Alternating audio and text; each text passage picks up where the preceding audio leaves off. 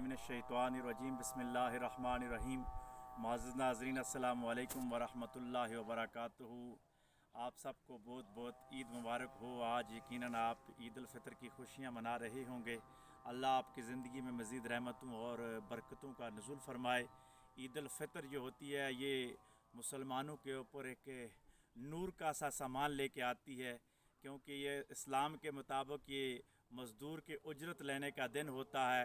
एक दोस्त को आज दोस्त उसकी जो जफ़ाएँ हैं और उसकी जो वफ़ाएँ हैं उनका सिला देता है कि वो मुसलमान जो पूरा महीना अल्लाह तबारक व तआला की खातिर भूख और प्यास बर्दाश्त करते हैं, हलाल चीज़ों से बाज रहते हैं, आज अल्लाह तबारक व तआला ईद उल फ़ितर पे उनको बातनी इनाम से नवाजता है, ज़ाहिरी इनामात से नवाजता है। और जिन लोगों ने रोज़े रखे होते हैं उनके चेहरे पे एक नूर होता है, एक मुस्कुराहट होती है, खुशी होती है। वो बच्चों के साथ भी ईदी मिलते हैं, बच्चों को ताइफ़ देते हैं।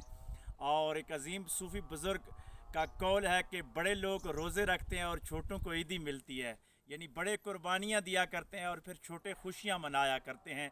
जिस कौम के बड़ों ने रोज़े रखे हैं, यानी आजमाइश के रोज़े रखे हैं, मुश्किलात बर्दाश्त की हैं, तो उस कौम की आने वाली नस्लों ने ज़रूर ईदें मनाई हैं।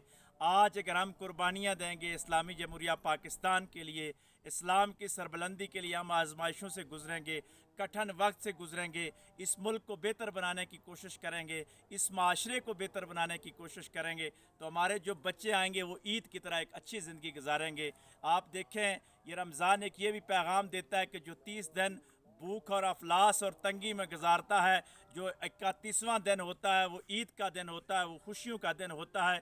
इसी तरह इंसान की ज़िंदगी में अगर इंसान जहद मुसलसल करता है, मेहनत करता है, इखलास और लगन के साथ काम करता है, तो एक ना एक दिन उसकी ज़िंदगी में बहार आ जाती है, उम्मीद की वो किरण रोशन हो जाती है, वो ईद का समा आ जाता है और उसकी खुशियाँ दोबाला हो जाती हैं।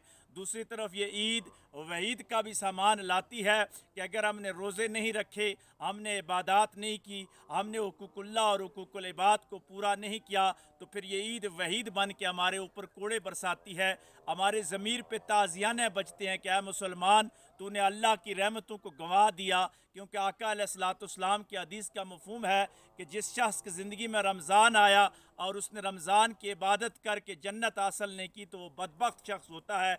जिब्रील ने ये दुआ की और आका अलैहिस्सलाम ने इस पे आमीन कहा।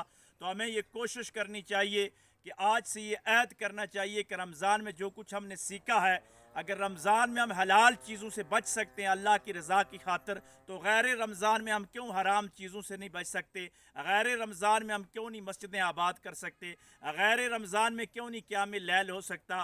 गैर रमज़ान में हम क्यों नहीं ज़कात और फ़ितराना दे के लोगों की खुशियाँ ख़रीद सकते? तो अगर हम ये काम गैर रमज़ान में भी इसी तसलसल के साथ जारी रखें तो यकीनन हमारी ज़िंदगी में एक इनकलाब आ जाएगा। रमज़ान का जो मुद्दा और मकसद कुरान बयान करता है वो यही है कि लअल्लकुम तत्तकून, ताकि तुम तकवादार बन जाओ। तो ये ईद का दिन हमारे तकवे का पहला इम्तिहान होता है कि ईद के दिन भी अगर हमने 5 नमाज़ें कायम कर ली, ईद के दिन भी अगर हमने मामूलात अपने दीनिया को न छोड़ा और ईद की खुशियों में हमने शरीयत इस्लामिया के मुताबिक बसर की, तो समझे हम तकवा के डगर पे चल पड़े हैं। अब ज़िंदगी के जो बाकी 11 महीने हैं, ये रमज़ान की जो स्पिरिचुअल पावर है, रमज़ान की जो रूहानी ताकत है, ये हमारे अंदर इतना इनकलाब पैदा कर देती है कि हम 11 महीने भी रूहानी तौर पर जदोजहद के साथ और अल्लाह की रज़ा की खातिर इबादत और रियाज़त और उसने बंदगी के साथ जी सकते हैं। मैं ईद के दिन इतना ही पैगाम दूंगा कि आएँ हम सब ये नीयत और इरादा करते हैं कि हम रमज़ान की तरह आजमाइशें और मुश्किलात बर्दाश्त करेंगे, लेकिन अपनी कौम के लिए जिस तरह बच्चों को ईद दी जाती है, इस तरह इस्लामी जमहूरिया पाकिस्तान की आने वाली नस्लों की ज़िंदगियों को हम ईद की तरह खुश बना देंगे। अल्लाह हमारे प्यारे मुल्क पाकिस्तान को सलामत रखे। पाकिस्तान जिंदाबाद।